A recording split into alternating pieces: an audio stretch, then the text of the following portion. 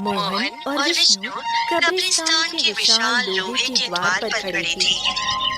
भैया, हम यहाँ कब्रिस्तान के पास क्यों आए हैं? मोहन, तुम्हें इस कब्रिस्तान के अंदर जाना होगा, तभी हमारी किस्मत में लिखा दुख मिटेगा। नहीं भैया, मैं कभी इस जगह के अंदर नहीं जाऊंगा। अगर आप चलेंगे तो मैं भी चलूंगा। मैं नहीं जा सकता मोहन, मैं सिर्फ तुम्हें जाने को कह सकता हूँ। जो काम वहाँ है वो सिर्फ तुम ही कर सकते हो। क्या सच में? कोई और रास्ता नहीं है भैया? अगर तू चाहता है कि मैं और तेरी भाभी जिंदा रहें, तो तुझे इस कब्रिस्तान में जाना ही होगा। फिर डरते डरते मोहन जैसे ही पैर कब्रिस्तान के अंदर डालता है, तभी पूरा दृश्य अचानक बदल जाता है। रामपुर गांव में विष्णु अपनी पत्नी मीना और छोटा भाई मोहन के साथ रहता था। फिर एक दिन दोपहर का वक्त था। घर के अंदर से चिल्लाने की आवाज आ रही थी। देखो जी, बस बहुत हो गया। अब मैं और बर्दाश्त नहीं कर सकती हूँ। मैं आपको कितनी बार कह चुकी हूँ कि अपने छोटे भाई को घर से निकाल दो। अगर आपने उसे घर से नहीं निकाला तो मैं ये घर छोड़कर चली जाऊंगी। अरे भाग्यवान, तू ये कैसी बातें कर रही है? ये घर और जमीन में उसका भी हक है। कैसे मैं उसे घर से निकाल दूं? सब क्या कहेंगे? अगर आपको उसकी इतनी फिक्र है तो आप ना मुझे छोड़ दीजिए। मैं आपके साथ नहीं रह सकती हूँ। मुझे वो बिल्कुल बर्दाश्त नहीं है। अच्छा ठीक है भाग्यवान, अगर तू कहती है तो मैं कुछ सोचता हूँ और उसे किसी न किसी तरीके से हम अपने घर से निकाल कर ही रहेंगे। इतने में मोहन वहाँ आ जाता है। भैया भैया, मैं खेत का सारा काम निपटा दिया और वो जो खाद डालना था ना, मैंने वो भी डाल दिया है। अच्छा ठीक है, तुमने सारा काम कर लिया है। देख, घर का जलावन भी खत्म हो गया है, तो जाकर जंगल से लकड़ियाँ ला दे ताकि शाम का चूल्हा जल सके। ठीक है भैया, पर मुझे भी बहुत भूख लगी है। कुछ खाने को मिल जाता तो मैं चला जाता। घर में खाना खत्म है और वैसे भी जलावन नहीं था तो खाना कैसे बनता? पहले लकड़ियाँ लेकर आओ, फिर खाना बनाऊंगी। मोहन उदास होकर चल देता है। अरे तुमने ये झूठ क्यों बोला? घर में खाना तो पूरे 4 लोगों का पड़ा है। मैं उसे एक वक्त का खाना भी नहीं देना चाहती हूँ। आपको इतनी फिक्र हो रही है तो आप खुद ही बनाकर उसे खिला लो। मीना गुस्से में चली जाती है। मुझे कुछ न कुछ करके मोहन को घर से निकालना ही होगा, तभी मेरे घर में सुख शांति बनी रहेगी। विष्णु बाहर निकलता है। उसी वक्त 2 गांव वाले बात करते दिखाई देते हैं। अरे तूने सुना? हमारे गांव की सरहद पर जो एक कब्रिस्तान है, उसके पास से 2 व्यापारी आ रहे थे। सुना था कि 2 दिन वो उसी कब्रिस्तान में रहे और अचानक वो पागल होकर वहीं पर मर गए। ये तुम कैसी बातें कर रहे हो पंकज? भला ये कैसे हो सकता है? आखिर वो कब्रिस्तान में पागलों की तरह कैसे था और मर कैसे सकता है? तू नहीं जानता, हमारे दादाओं ने कहा है उस कब्रिस्तान में एक माँ बेटी की आत्मा रहती है और कई वर्षों से वही है। जो भी वहाँ जाता है उसके मन को वश में कर लेती है और उससे अपना मनचाहा काम करवाकर उसे मार देती है। फिर तो वो बहुत खतरनाक आत्मा है। अगर वो हमारे गांव में आ गई तो पता नहीं हमारा क्या हाल करेगी। नहीं, वो हमारे गांव में नहीं आ सकती। भाई उसकी सीमा बंधी है। वो कब्रिस्तान से बाहर नहीं निकलती। जो उसके विस्तार में कदम रखता है ना, उसी के साथ ऐसा होता है। मुझे तो ये सुनकर ही रोंगटे खड़े हो गए। चल भाई, ये बात बंद कर। दोनों चले जाते हैं। ये सब विष्णु सुन लेता है। अच्छा, तो कब्रिस्तान का ये राज है। मिल गया रास्ता, मुझे अपने भाई से छुटकारा पाने का रास्ता। वो घर आ जाता है। वहीं दूसरी तरफ मोहन जंगल में लकड़ियाँ काट रहा होता है। तभी एक साधु वहाँ प्रकट हो जाता है। वो लकड़ी काट रहा है।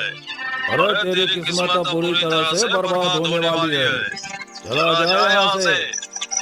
अब क्या बोल रहे हैं साधु महाराज? मैं ठीक हूँ और मेरे भैया भाभी भी ठीक हैं। आपको क्या हो गया है?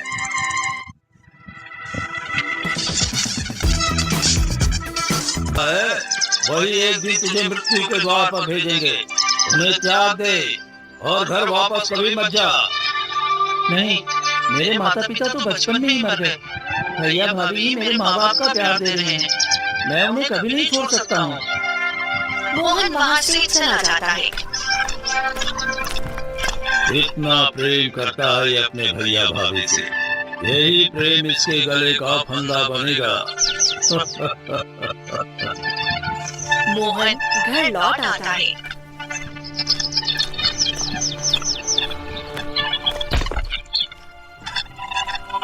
भैया ये देखिए लकड़ियाँ ले आया हूँ। इस बार ज्यादा ही ले आया ताकि कई दिनों तक काम आएंगी। ठीक है, अच्छा किया। अब चल खाना खा ले, और भी काम है। मीना एक रोटी और सूखा प्याज रख देती है। भाभी सब्जी नहीं है, प्याज के साथ रोटी कैसे खा पाऊंगा?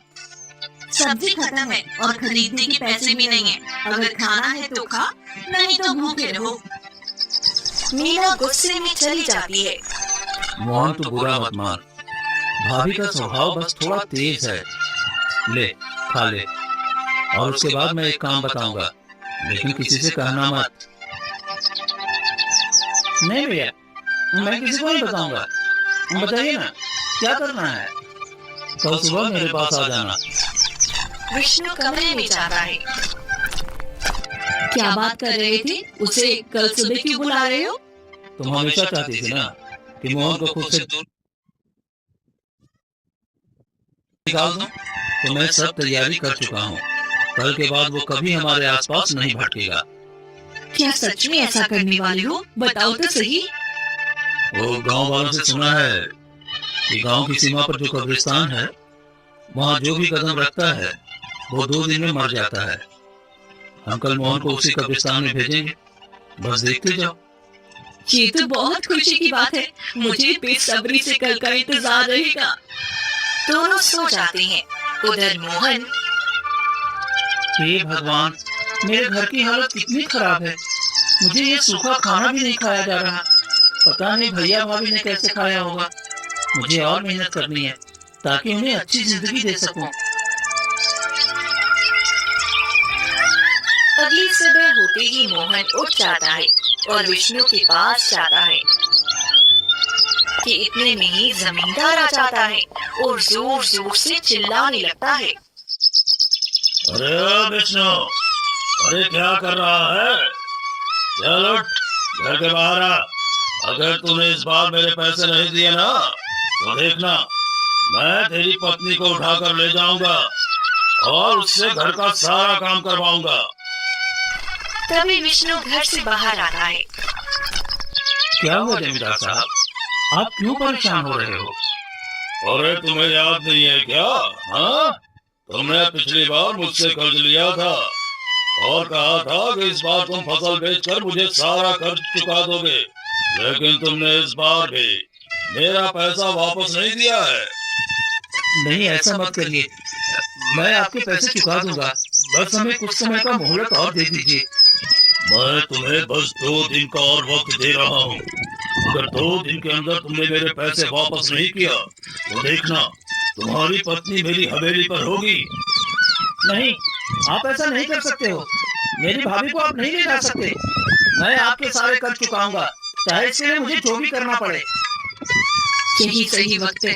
अब मुझे थोड़ी प्यार से बात करनी चाहिए, तभी ये जाने के लिए उस कब्रिस्तान में तैयार होगा। ठीक है, मैं जाता हूँ, लेकिन 2 दिन के बाद फिर मैं वापस लौटूंगा।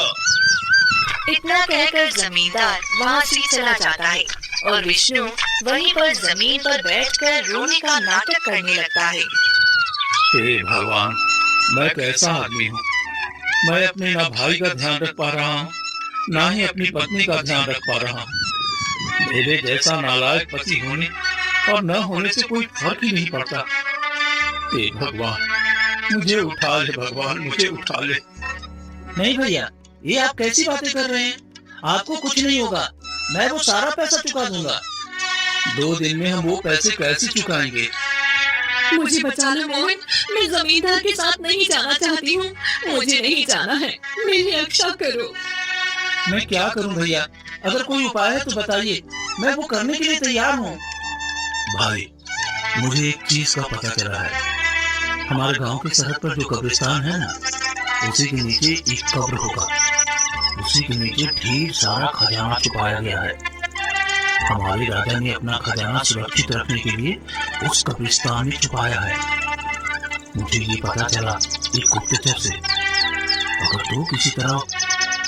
तो किसी तरह से उस खजाने को ले आता है तो हमारी ये सारी मुश्किलें दूर हो जाएंगी। हम जमींदार का पैसा भी दे देंगे, हमारी पत्नी भी बच जाएगी और हमारी ये सारी गरीबी भी दूर हो जाएगी। लेकिन मैं क्या करूं? मैं चाह कर भी नहीं जा सकता। अगर मैं गया तो सभी को शक हो जाएगा और मुझे इसकी कड़ी सजा मिल जाएगी। अगर तू गया तो मैं ये बात किसी को नहीं बताऊंगा और फिर हमारी सारी परेशानियां दूर हो जाएंगी।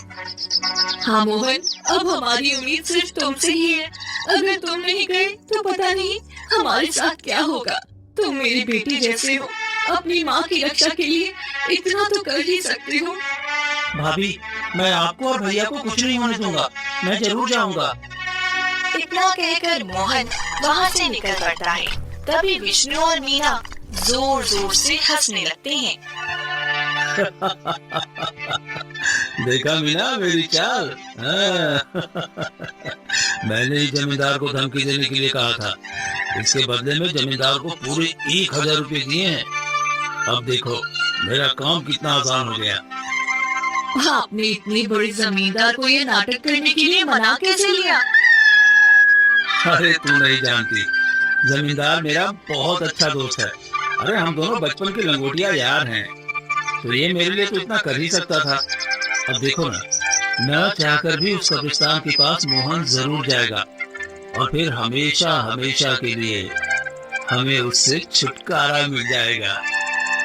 मान गई जी आपके शैतानी दिमाग को। मैंने तो सोचा था कहीं सच में आपने जमींदार से कर्ज लिया होगा, इस वजह से वो ऐसा कर रहा है। नहीं, मैं कर्ज भला क्यों लूंगा? अरे हमारे पास इतनी जमीन है, घर है, फसल होती है। अब ये सारी जमीन, ये सारा घर और जितना माँ का जेवर है ना, वो सब अब तुम्हारा है। अब तो तुम खुश हो ना? हाँ?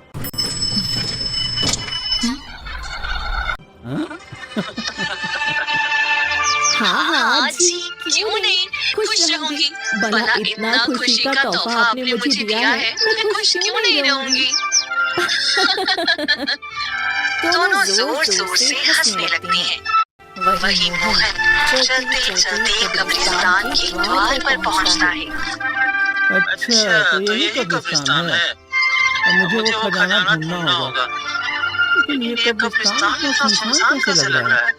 जैसे कोई यहाँ बैठकर रो रहा हो, पर कोई नजर नहीं पड़ रहा है।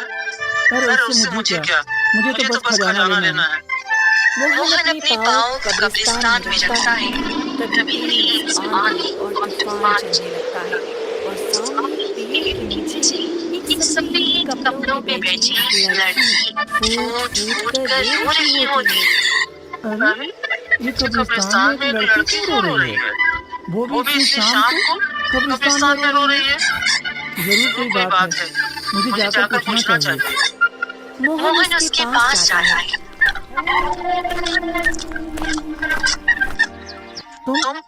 तुम कौन हो? इतनी शाम को यहाँ क्या कर रही हो? और रो क्यों रही हो? मेरा नाम माया है और मेरे पिताजी मर गए हैं। इस दुनिया में मेरा कोई नहीं है। इसी वजह से मैं अपने पिताजी के कब्र के पास आकर हर शाम रोती हूँ। अब जो जाने वाला है उसके लिए रोने से क्या फायदा है? तुम्हारे पिता अब दुनिया में नहीं है, ये जानकर मुझे बहुत अफसोस हुआ। लेकिन मत रहो और घर चली जाओ। मेरा कोई घर नहीं है, मैं कहीं नहीं जाना चाहती हूँ। क्या आप मुझे अपनी बहन बनाओगे और क्या आप मेरा भाई बनोगे? क्योंकि मेरा इस दुनिया में कोई नहीं है और मुझे भाई का बहुत शौक भी है। हाँ, क्यों नहीं? एक भाई बना ये तो घर की बात है। बताओ, मैं तुम्हारे लिए क्या कर सकता हूँ? मुझे आपके साथ आपके घर जाना है और आपकी बहन बनकर जीना है। मेरी यही इच्छा है। ठीक है, मैं तुम्हें अपने साथ अपने घर ले जाऊंगा। वैसे आपका कौन है? मैं एक तरह से अनाथ भी हूँ, हर एक तरह से नहीं भी हूँ। मेरे माता पिता इस दुनिया में नहीं है, लेकिन मेरे भाई भाभी हैं जो बिल्कुल मुझे माँ पिता की तरह प्रेम करते हैं। तुम चलो, तुम्हें भी खुशी खुशी अपनाएंगे और तुम्हें भी एक बहन का प्यार मिलेगा। ठीक है, मैं जाने से पहले अपनी माँ से पूछ लेती हूँ। तुम्हारा इस दुनिया में कोई नहीं था और फिर तुम कह रही हो कि अपनी माँ से पूछ लेती हूँ। ये तुम्हारी माँ कैसे आ गई? मेरी माँ है पर उन्होंने मुझे घर से बाहर निकाल दिया है और वो मुझे अपनी बेटी नहीं मानती। लेकिन फिर भी कहीं जाने से पहले मैं उनसे पूछती हूँ। अरे ऐसी कौन सी पत्थर दिल है जो एक बेटी को अपनी बेटी नहीं मानती? सच में तुम्हारे साथ बहुत बड़ा अन्याय हुआ है और तुम सच में अपने आप को अनाथ समझ रही होगी। वैसे कहाँ है तुम्हारा घर? चलो चलते हैं। बस यही कब्रिस्तान में है, उधर थोड़ा अंदर चलो, फिर मेरी माँ का घर मिल जाएगा। कब्रिस्तान में है तुम्हारा घर? अच्छा ठीक है, चलो चलते हैं। मोहन माया के पीछे पीछे थोड़ा और अंदर जाता है। तभी कोने में बहुत ही बड़ा और सुंदर महल दिखता है। अरे इतना बड़ा और सुंदर घर, वो भी कब्रिस्तान में, और ये अपने आप को अनाथ कह रही है। भैया आप यहीं बैठो, मैं आपके लिए कुछ खाने को ले आती हूँ। आप बहुत भूखे होंगे ना? हाँ, मैं कई घंटे से सफर कर रहा हूँ, मुझे भूख तो लगी है। अगर कुछ मुझे मिल जाता तो अच्छा ही रहता। फिर माया घर के अंदर चली जाती है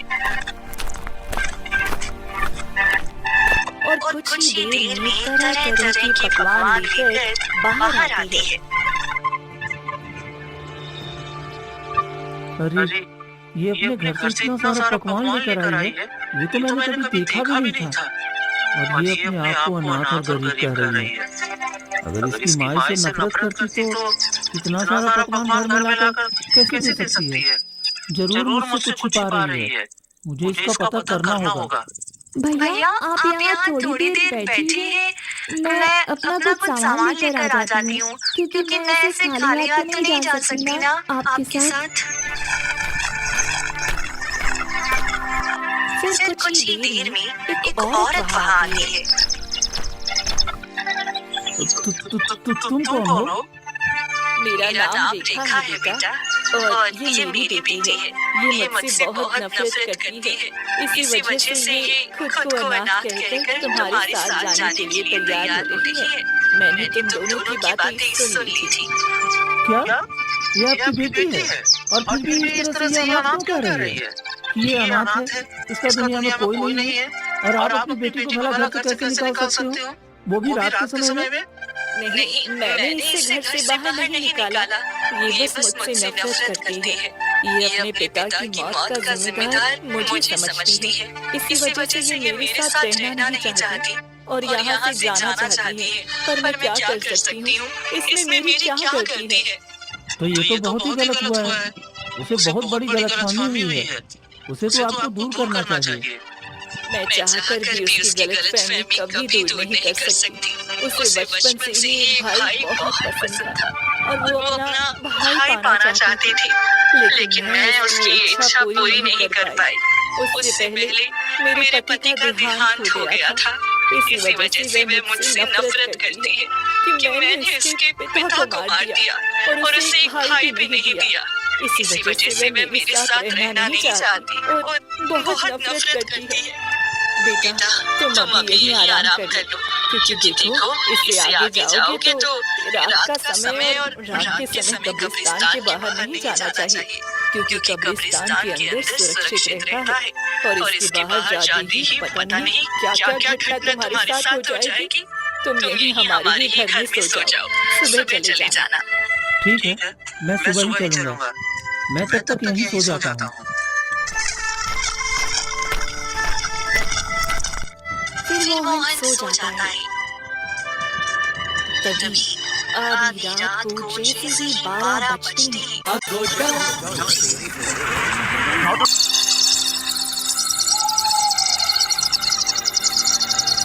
महल अचानक से गायब हो जाता है और रेखा और माया दोनों अपना भयानक रूप ले लेती हैं और जोर जोर से हंसने लगती हैं। हमारा बकरा फंस गया, अब तो हमारी इच्छा पूरी हो जाएगी बेटी। हाँ माँ, हमने जैसा सोचा था बिल्कुल वैसा ही हुआ। अब इससे हम वो काम करवाएंगे जिसके लिए हमने इसे भ्रमित किया है। अब बताओ माँ, हम क्या कर सकते हैं जिससे कि हम इस कब्रिस्तान में नहीं बल्कि पूरे गांव पर राज कर सकें। गांव में भी हम जाकर अपना खौफ सबके दिलों में जगा सकें। चिंता मत करो बेटी, वो दिन भी अब नजदीक है। मैंने एक अघोरी से कहते सुना था कि गांव के पंडित के पास एक ऐसी काली शक्ति का किताब है, अगर वो किताब हमें मिल जाए तो हम सर्वशक्तिशाली हो जाएंगे और फिर हम जहाँ चाहें वहाँ जा सकते हैं। तब तो ठीक है, फिर सुबह होते ही हम इसे उस पंडित के पास भेजेंगे। चलो अब हम आराम करते हैं, थोड़ी देर बाद सुबह हो जाएगी, फिर हमें इसे अपना नया रूप भी दिखाना है। हाँ बेटी, क्यों नहीं। फिर गहरे अंधेरे के बाद सुबह होती है और सूरज की पहली किरण निकलते ही फिर से वहाँ पर महल बन जाता है और मोहन की नींद खुल जाती है। माया, अब चलो चलते हैं, क्योंकि मैं जो काम करने आया था वो तो हुआ नहीं। पहले मैं तुम्हें अपने घर छोड़ाता हूँ, उसके बाद मैं अपना काम करूँगा। भैया, मैं आपके साथ जाने के लिए तैयार हूँ, लेकिन उसके लिए आपको मेरा एक छोटा सा काम करना होगा। ठीक है, ऐसा क्या काम है बताओ, मैं करने के लिए तैयार हूँ। इस गांव के पंडित के पास एक किताब है जो कि काले रंग की है। आपको वो किताब लाकर मुझे देनी होगी, फिर मैं आपके साथ चलूंगी। भला पंडित के पास ऐसा क्या किताब है, और तुम किस पंडित की बात कर रही हो? देख बेटी, तू इसे अपना भाई मानती है और इसके साथ जाने के लिए तैयार भी है, लेकिन ये तुम्हारे लिए वह किताब भी नहीं ला सकता है जिससे तुम्हारे पिता की आत्मा को शांति मिल सके। इसीलिए कहते हैं कोई अपना नहीं है इस दुनिया में। वो तो मेरे मामा हैं, वो तो पूरे गांव वालों की मदद करते हैं, और मैं उनसे वो किताब नहीं ला सकता हूँ। वो भला मुझे किताब क्यों देंगे? भैया, आप मेरे लिए इतना नहीं कर सकते हो तो फिर मेरे भाई शब पर से उम्मीद टूट जाएगी। ऐसे मत करो भाई। अच्छा ठीक है, तुम्हें वो किताब चाहिए तो मैं वो लेकर आता हूँ। फिर आधे मन से मोहन वहाँ से निकल पड़ता है और गांव की तरफ आ जाता है, और जैसे ही पंडित के घर पहुँचता है। अरे मोहन बेटा, तू यहाँ क्या कर रहा है? और सब बता, तेरा भाई भाभी सब कैसा है? मामा, सब तो बहुत अच्छे हैं, और मुझे आपकी बहुत याद आ रही थी, इसलिए आपके पास आ गया। आप ठीक हो? हाँ, सब ठीक है बेटा, बस इन दिनों गांव में कुछ ज्यादा ही परेशानियां चल रही है, उसी काम में लगा हूँ। मैं आपकी कोई मदद कर दूँ? हाँ, बस देख ले, मेरे अंदर जो कुछ किताबें हैं उन किताबों को ठीक करके रख दे, क्योंकि मुझे अभी जमींदार के पास जाना है और उसके बेटे का नामकरण भी करना है, तो मुझे आने में थोड़ा वक्त लग जाएगा। क्यों नहीं मामा, मैं अच्छे से कर दूंगा, आप बेफिक्र होकर जाइए। ठीक है बेटा। फिर पंडित चला जाता है। यही सही वक्त है, मुझे जल्दी से वो काली किताब ढूंढना होगा। मोहन जल्दी सभी किताबों को छानता है, तभी उसकी नजर एक काली किताब पर जाती है। लगता है यही वो किताब है, इसका पन्ना और सब चीज सही है, यानी कि यही किताब वो लोग मांग रहे थे। अब मुझे जल्दी से किताब लेकर जाना चाहिए। मोहन किताब लेकर कब्रिस्तान की तरफ निकल जाता है, तभी पंडित वहाँ आ जाता है। ये क्या, मोहन कहीं दिखाई नहीं दे रहा है, कहाँ है? लगता है किताब ठीक करके चला गया होगा। इतना कहकर पंडित जैसे ही घर के अंदर जाता है। अरे अरे, ये क्या, ये अघोर तंत्र विद्या की किताब कहाँ है? अरे नहीं, ये नहीं हो सकता। अगर ये किताब किसी गलत हाथों में लग गया तो पता नहीं इस गांव पर क्या विपत्ति आ जाएगी। अगर मोहन ने ये किताब दिया है तो जरूर वो कब्रिस्तान में गया होगा, मुझे उसे रोकना होगा, क्योंकि वो किताब सिर्फ कब्रिस्तान में ही ले जा सकता है। वहीं दूसरी तरफ मोहन किताब लेकर तेजी से कब्रिस्तान की तरफ बढ़ रहा होता है। अब बस मुझे जल्दी से किताब देकर ये काम खत्म करना है। और जैसे ही मोहन कब्रिस्तान में पांव रखने वाला होता है कि तभी पंडित सामने आकर खड़ा हो जाता है। अरे रुक जा मोहन, ये तू क्या कर रहा है? मामा जी, आप यहाँ? क्या हुआ? सब ठीक तो है ना? तुम ये तंत्र विद्या का किताब लेकर कब्रिस्तान में क्यों जा रहे हो? तंत्र विद्या की किताब? ये आप क्या कह रहे हैं मामा? अरे तुम्हारे हाथों में जो किताब है ये कोई साधारण किताब नहीं है, ये तंत्र विद्या की किताब है। अगर किसी गलत हाथ में चला गया तो इस पूरे गांव और आसपास के राज्य पर बुरा असर पड़ेगा। सारी कब्रिस्तान की शैतानी ताकत जाग जाएगी। पता है, नहीं, मुझे ये सब नहीं पता था। ये तो कब्रिस्तान में माया और रेखा नाम की माँ बेटी ने मंगवाया था मुझसे। इस किताब की सारी सच्चाई भी मुझे नहीं पता है। अरे ये माया जाल था, वो गांव के सभी व्यक्तियों को फंसाती है, और अगर मैं सही वक्त पर ना आता तो वो तुम्हें भी मार देती और पूरे गांव में मौत की तांडव करती। आज बाल बाल बच गया, चल यहाँ से, ज्यादा समय यहाँ रहना तुम्हारे लिए ठीक नहीं है। तभी माया और रेखा प्रकट होती है। पंडित रुक जा, तू ऐसा नहीं कर सकता है। ये किताब मुझे दे दे और चला जा यहाँ से, वरना मैं तुम्हें जान से मार दूंगी। तुम दोनों तो आत्मा हो और तुमने मुझे धोखा दिया। मुझे वो तंत्र विद्या की किताब चाहिए। नहीं, मैं खुद की जान खतरे में डाल सकता हूँ, पर पूरे गांव की जान खतरे में नहीं डाल सकता हूँ। मैं तुम्हें ये तंत्र विद्या की किताब कभी नहीं दूंगा। रेखा हमला करती है। तभी पंडित एक मंत्र पढ़ने लगता है, जिससे माया और रेखा का शरीर जलने लगता है। नहीं, तुम पंडित ऐसा नहीं कर सकते हो। मैं फिर आऊंगी और ये किताब हासिल करके रहूंगी। इतना कहकर माया और रेखा वहाँ से गायब हो जाती हैं। तुम यहाँ क्यों आए हो बेटा? यहाँ कोई भी इंसान को आना मना है। मामा, आपसे क्या छुपाना? आप तो जानते हैं हमारे भाई और भाभी बड़ी मुसीबत में थे। उन्होंने कहा था इसी कब्रिस्तान में राजा ने एक धन छुपाया है। मैं वही धन लेने आया था। अरे तू कैसी बातें कर रहा है? अरे तुम्हारे माता पिता ने पहले ही इतने सारे धन, जेवर और जमीन छोड़कर गया है, फिर तुम्हारे ऊपर कैसा कर्ज?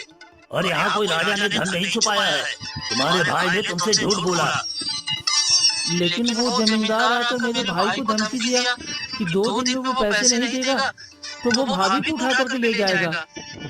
सच में तुम्हारा भाई और भाभी इतना लालची हो सकता है, मैं कभी सोच भी नहीं सकता। अरे उसने खेल खेला है तुम्हारे साथ।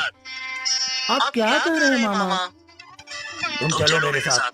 तेरे माता पिता पूरे गांव के सबसे अमीर व्यक्ति थे और उन्होंने बहुत धन जोड़ा है। वो लोग तुम्हें मारकर वो सारा धन हड़पना चाहते होंगे, इसी वजह से उन्होंने ऐसा किया है। नहीं, भैया भाभी मुझसे बहुत प्रेम करते हैं, मेरे साथ ऐसा नहीं कर सकते। फिर तुम चलो मेरे साथ। पंडित मोहन को लेकर विष्णु के पास जाता है। वहीं घर के अंदर विष्णु और मीना हंस-हंस के बातें कर रही थी। मीना, अब तो मोहन हमेशा हमेशा के लिए मर गया होगा। हाँ जी, कितने गांव वालों की लाश उठी है, अब बचने की कोई उम्मीद ही नहीं है। वो भी मर चुका होगा। अब माँ जी का जितना भी जेवर है और ये जमीन घर सब हमारा हो गया। हाँ, अब हम इस गांव के सबसे धनी व्यक्ति बन गए हैं और हमारे भाई को पता भी नहीं है कि वो गया है धन लाने। अरे वहाँ कोई धन भी नहीं है और न ही हमारे पास कोई कर्जा है। अरे ये तो बस हमने ये जमीन और घर और जेवर रखने के लिए ऐसा नाटक किया था। तभी मोहन गुस्से में विष्णु के सामने जाता है। भैया भाभी, आप दोनों को बिल्कुल भी शर्म नहीं आई? आप दोनों ने हमारे साथ इतना बड़ा खेल खेला। अगर आप लोगों को धन और जेवर चाहिए था तो आप पहले एक बार मुझसे कहकर देखते, मैं खुशी खुशी धन और जेवर दे देता। लेकिन आपने मेरा विश्वास तोड़ा, मुझे कहीं का नहीं छोड़ा। मैं आपको कभी माफ नहीं कर सकता, कभी नहीं। सच में विष्णु, तू एक बड़ा भाई होकर इतना घिनौना काम करेगा, मुझे भी यकीन नहीं था। शुक्र है कि मैं मोहन को सही सलामत बचा लिया। मामा जी मुझे माफ कर दीजिए, मुझसे गलती हो गई, मैं लालच में आ गया था। माफी क्यों मांग रही हो जी? हमने मेहनत किया है और हमने ये सारा धन बचा के रखा है, तो ये हमारा ही है। हम इसे पाने के लिए जो भी किए उसमें हमें कोई अफसोस नहीं होना चाहिए। मेरी बहन ने एक वसीयत बनाकर मुझे दिया था कि अगर दोनों भाई में झगड़ा हो तो मैं वो वसीयत मोहन के नाम कर दूंगा अब कानूनी तौर पर मोहन को वो वसीयत मिलेगी जिससे कि जितने भी जमीन और जेवर हैं मेरी बहन की, सब पर मोहन का बराबरी का अधिकार होगा। मोहन चलो, अब तुम्हें इस घर में रहने की जरूरत नहीं है। तुम मेरे साथ मेरे घर में रहोगे जब तक तुम्हारा बंटवारा न हो जाए। मोहन रोते हुए वहाँ से चला जाता है और पंडित के साथ रहने लगता है।